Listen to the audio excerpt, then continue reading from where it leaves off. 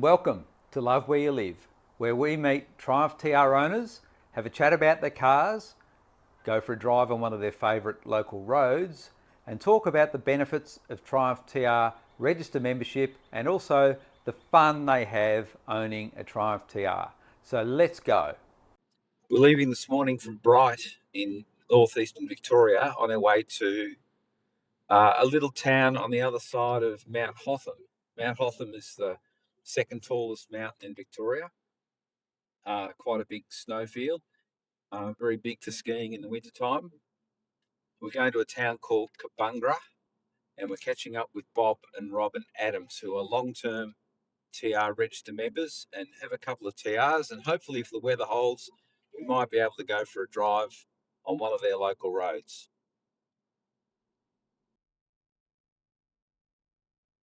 Show you some of the sights along the way up to the top of Mount Hotham and beyond over to Cobungra.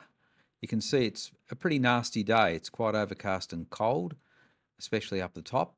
A little bit of snow remaining, and for the 29th of November 2025, that's quite late. Anyway, I hope you enjoy the drive.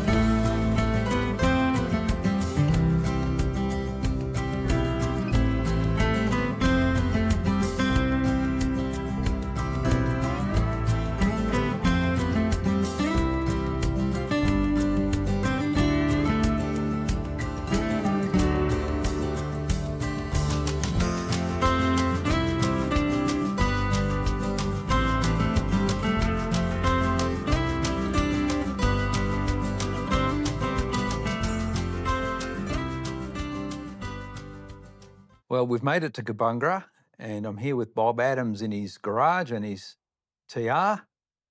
Bob, Cobungra's not the place that you get to by accident, but you've been here for quite a while. And what first made you come to Cobungra?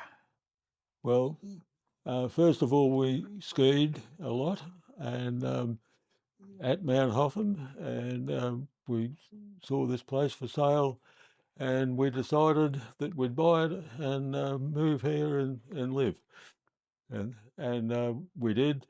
And as far as what we think, we'll be here forever, and forever is here now. I'm pretty sure that's why we're here. Bob, can you describe a typical day living in Cobungra? Yeah, I could probably tell you something about skiing because our bedroom opens up looking up the top of Cobungra Hill, and we can see when it's snowing on the top of the hill. Now, if that happens to be at 6 o'clock in the morning and it's daylight, we're out of bed, into our ski clothes, a boiled egg, and up the mountain and skiing. Now, in the early days, we might do that till lunchtime and then come back, and I had to make a living. And I had printing machinery in the shed, and I would run the machinery till the work was done and able to deliver it. And if it happened again the next day, we would do it again, over and over again, right through the ski season. 63 days was, I think, our best time that we actually skied for a season. That's a fair bit of skiing. So what are the challenges and the joys of living in such an area? Probably the main challenge that we had to get used to is it's really 2 hours to your main shopping centre. You can get stuff in Omeo and add to your larder that way, but basically our needs have to be thought out, shopping list, so to speak, and probably once every 6 weeks we have a fairly big shop, and we tie it in with either going to Bairnsdale or sometimes over to Albury, and it ties in with dentists, doctors, hairing, you name it. All the things you have to do and take for granted have to be planned, and we have a fairly big stockpile of just about everything here, from Band-Aids to beer. And by the way, I do brew my own beer here as well. So yeah, work that one out. So, Bob, when you first moved to Cobungra, how did you go running your printing business?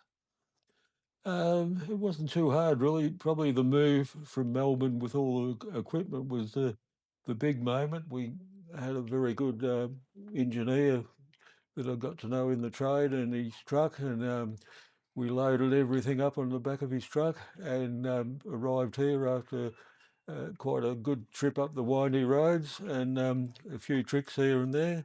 And then he backed down to roughly where we're standing right now, and he's had the crane there and lifted everything down, put it on rollers and put it all in place all around here. And there it was, ready to go. And we did retain a lot of Melbourne customers and picked up a lot of new ones up here. And life went on, skiing, printing, and more skiing. Can you tell us how you got into Triumph TRs? It's a long story, but I'll cut it short. I always liked them. A teacher at tech school, he had one fairly new, and I just liked the look of it. A few friends as we were growing up, in 18 and so forth, they had them, and I always liked them. I couldn't afford one for a long time, and many years later, I'd made friends with I was called up national serviceman. I made friends with a guy called Gary Withnell, and him and I both worked out like Triumphs, and we both decided we'd buy a TR3A each, and that'd be it when we got out of the army.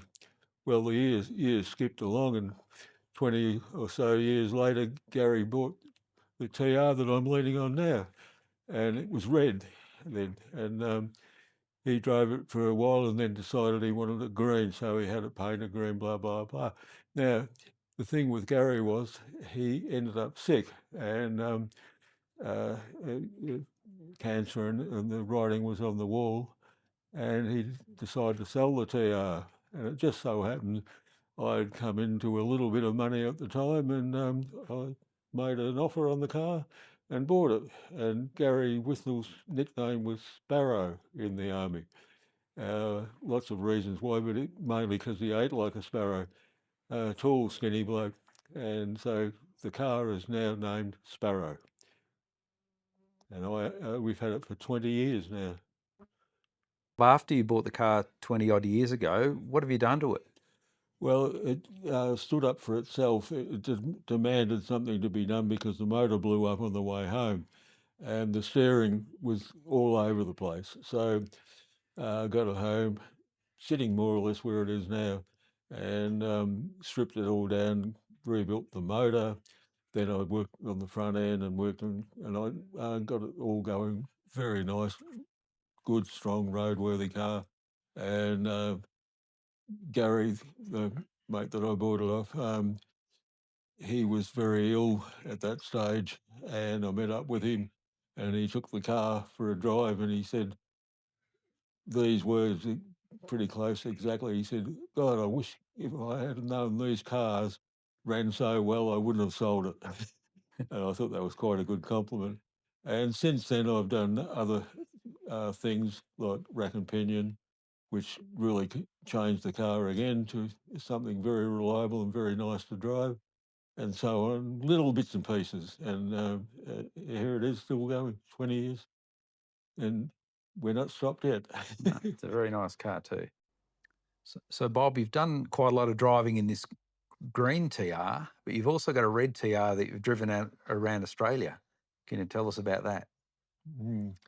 Yeah, well, it started out, I really wanted to do it, and started the plan, and no one else really wanted to join in. So we said, well, if we don't do it now, we never will. So I uh, did mechanical work on the car to bring it up to a good standard before we left, and bought a little trailer and added that to it that could carry the fridge and the food and the camping gear. and eventually off we went, and we travelled right around as far as the bitumen could let us. We never went into the dirt roads or anything like that, and really quite a successful trip. No major problems. Little things like fixing some wires or um, putting a electric fuel pump on. The heat really knocked the mechanical one dead at least twice, and the electric fuel pump took over, and we basically took several months to get around and home again and trouble free, and then a bit of maintenance on the car, and then off to Tasmania to finish it. They call it the full stop, and the car performed just beautifully. Overall, we've done other big long trips in that car, and they've all add up to 100, about 100,000 miles, and all that on a tractor motor. How's that sound? Now, Bob, we're now in your old darkroom from your printing days, but it's now your brewery. That's right. And believe it or not, I turned out a lot of beer as well, and not as much as I used to. And no one's ever turned one of my beers down or gone yuck or yuck or anything like that. And if you want a pan down there, there's a supply there,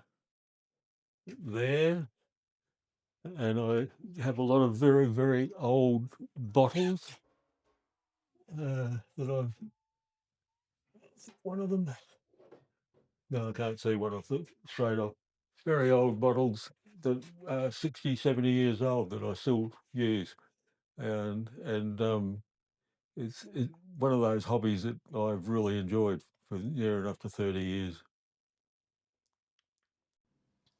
So we're now joined by Robin Adams, and we're in the house this time. We can't go to a cafe because I don't think there is a cafe in Cobungra. No, Unless- there's not. No, you don't need it. I do need it. Nothing else. So what does being a part of the TR Register mean to you? Just the wonderful people we've met, friendships that we've made, and yeah, that's basically it. Just friendships. What do you hope your story will inspire? I would say an interest in the car, and that would follow through to joining the club and carrying the name of Triumph through to another whole generation would be what you'd like to see, really.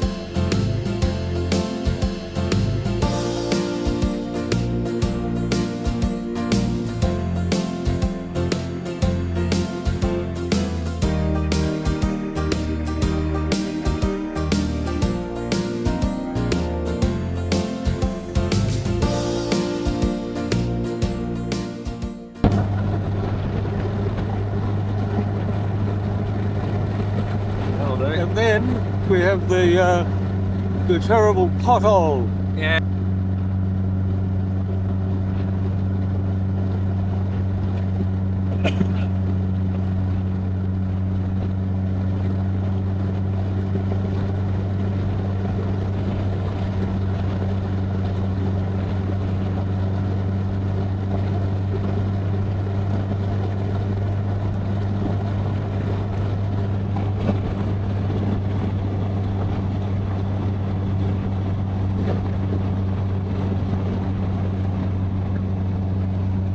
It's a good road. Uh, It's a bit bumpy. they're never going to get it good again, I don't think. They fixed it up about here Yeah. and one little bit.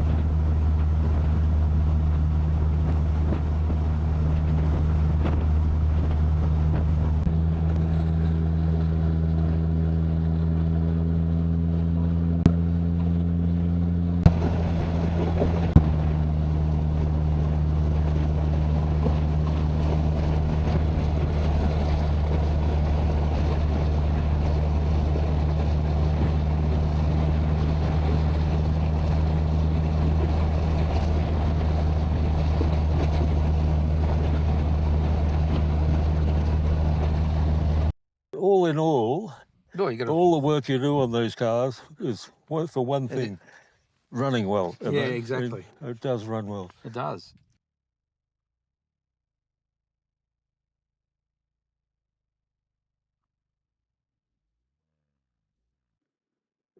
Well, that's all for our day in Cobungra. We've had a fantastic time with Bob and Robin. What a sensational place. The views are amazing. It's well worth the trip over the top of Mount Hotham. If you go there skiing, just take another half hour and go across the top. It is magnificent and well worth it. We'll take you back along the road to Bright, and we'll cut out at the top of Mount Hotham, but you'll see some of the interesting sights along the way. Hope you've enjoyed the video. Thanks, Bob and Robin. It's been fantastic doing this video, and we'll see you soon. Bye.